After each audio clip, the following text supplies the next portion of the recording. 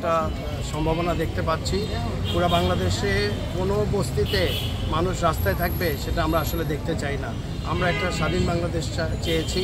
আমরা স্বাধীনতার 54 বছর পার হয়েছি, কিন্তু আমরা গরিব লোকদের জন্য আবাসন স্থল সঠিকভাবে করতে পারিনি। তো সরকার আমাদের বক্তব্য বুঝেছেন, সরকারের দুদক আমাদের বক্তব্য জেনে পুরা তদন্তের জন্য ওনারা আরেকদিন সময় দিয়েছেন, যেখানে আমাদের রহিম ভাই কিছু কাগজ জমা দিবেন।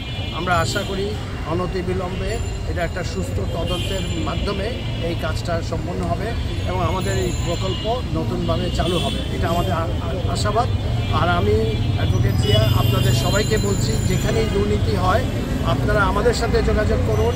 দুর্নীতি বিরোধী একটি আন্দোলন আমরা গড়ে তুলেছি, এই আন্দোলন দুর্বার হবে এবং আমরা আরেকটি উদ্যোগেও কাজ করি। সেই উদ্যোগেও আমরা অহিংস মানুষকে অহিংস রেখে দুর্নীতি বিরোধী অভিযান চালাই। অহিংস গণঅভ্যুত্থান বাংলাদেশ বলে একটি সংগঠনেও আমরা সবাই একত্রে আছি।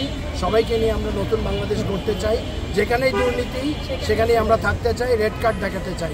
আর একটা কথা বলতে চাই, কলমিলতা মার্কেট শহীদ মুক্তিযোদ্ধা পরিবারের যে সন্তান হিসেবে রহিম ভাই এবং রহিম ভাইয়ের আত্মীয়, ওনার বাবা এবং ওনার দুই মামা মৃত্যুবরণ করেছেন। আমরা শহীদ পরিবারদেরকে সম্মান জানাই, বাংলাদেশের সমস্ত শহীদ পরিবারকে সম্মান জানি। শহীদ পরিবারের বিরুদ্ধে যে দুর্নীতি হচ্ছে, কলমিলতা মার্কেট বাংলাদেশ সরকারের ডিসি মহোদয় আমাদেরকে নিশ্চিতভাবে একটা ক্ষতিপূরণের ব্যবস্থা করবেন, আশাবাদ ব্যক্ত করছি। অত্যন্ত দ্রুত সময় এই কাজটা হবে, নাহলে আমরা ডিসি মহোদয়ের কাছে গিয়ে আমরা বসে থাকবো এবং আমাদের আন্দোলন আরও তীব্রতর হবে।